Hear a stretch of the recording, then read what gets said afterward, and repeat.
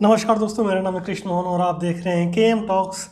आज हम बात करने वाले हैं चुनाव के बारे में। जैसा कि सबको मालूम था कि 5 राज्यों में चुनाव होने थे और उसका परिणाम आज 10 मार्च को आने वाला था।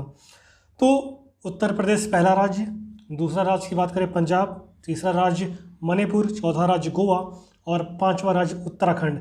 और किसी ने भी ये नहीं सोचा था कि इन 5 राज्यों में से 4 राज्यों में सरकार किसकी बनेगी, भारतीय जनता पार्टी की बनेगी। मतलब बीजेपी की सरकार बनने जा रही है 4 राज्यों में। और सबसे बड़ा उलटफेर देखने को मिला कि पंजाब में आपने एक तरफा जीत हासिल की है, मतलब कोई टक्कर ही नहीं दे पाया। यहाँ तक कांग्रेस भी वहाँ पे नाकामयाब रही। जो चन्नी थे वहाँ के सीएम, वो भी अपनी दोनों सीट से हार गए।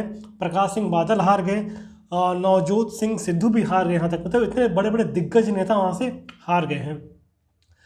हम बात करते हैं यूपी की। तो यूपी के एग्जिट पोल में हम देख पा रहे थे कि भाजपा को 240 से 250 सीटों तक सारे चैनल्स दिखा रहे थे, लेकिन हुआ उसके थोड़ा सा और आगे।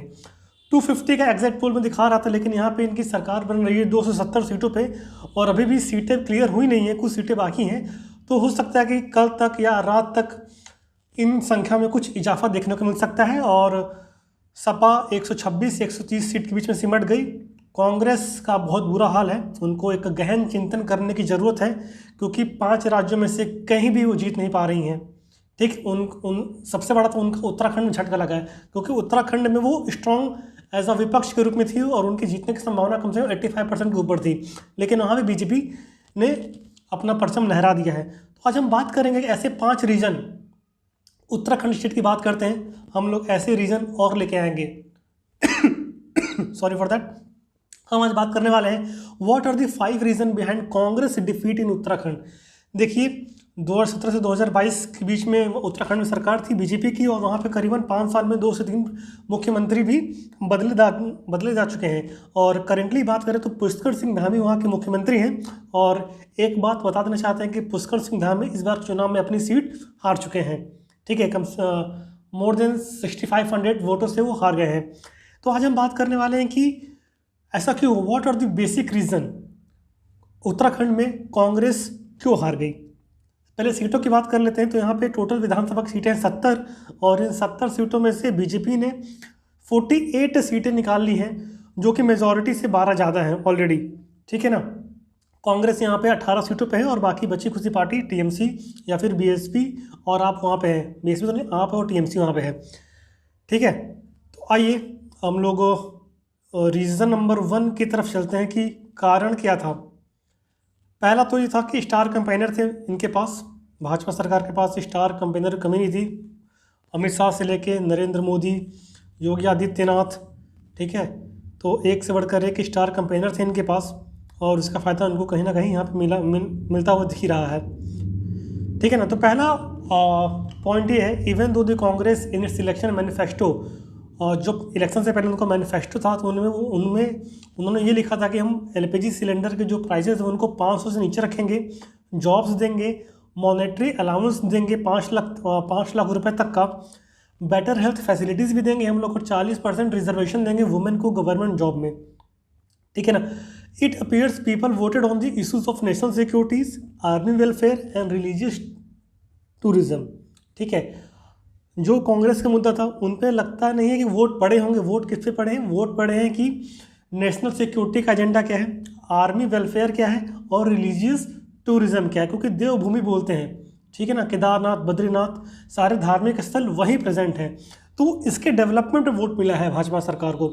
दूसरा पॉइंट क्या है, the grand old party appear to have ticked all the right boxes in terms of managing in fighting with in the party and electoral promises.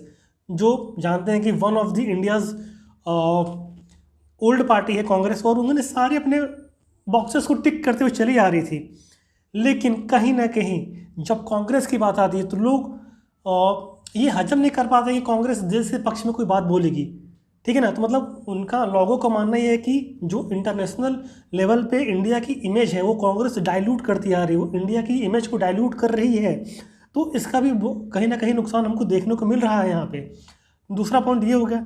तीसरा पॉइंट क्या है, स्टार कैंपेनर की बात हमने की। तो यहाँ पे नरेंद्र मोदी भी हैं और पिछले 3 दिन से वो उत्तराखंड राज्य में हैं होम मिनिस्टर अमित शाह हैं, पार्टी प्रेसिडेंट जेपी नड्डा हैं, डिफेंस मिनिस्टर राजनाथ सिंह हैं और यहाँ तक उत्तर प्रदेश के सीएम योगी आदित्यनाथ ने भी यहाँ पे काफ़ी सारी रैलियाँ की हैं इलेक्शन से पहले, ठीक है। और इसके पलट में, इसके जवाब में राहुल गांधी और प्रियंका गांधी ने काफ़ी कम रैलियाँ ऑर्गेनाइज की हैं उत्तराखंड स्टेट में, जबकि कांग्रेस को यहाँ पे एग्जिट पोल में भी यहाँ पे कांग्रेस जीतती हुई नजर आ रही थी, लेकिन हुआ उसके बिल्कुल विपरीत।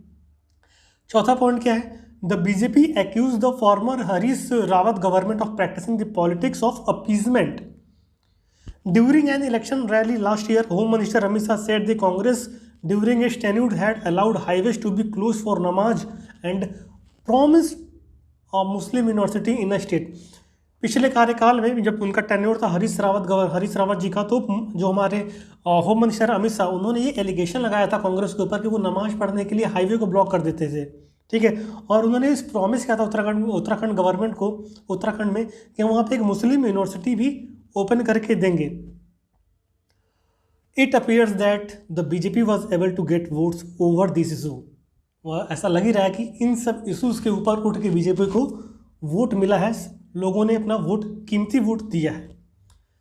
The image of the BJP is being a pro-army party and one that cannot promote religious tourism appear to work in its favor in a state which has seen a higher participation in the Indian Army and is dependent upon the religious tourism।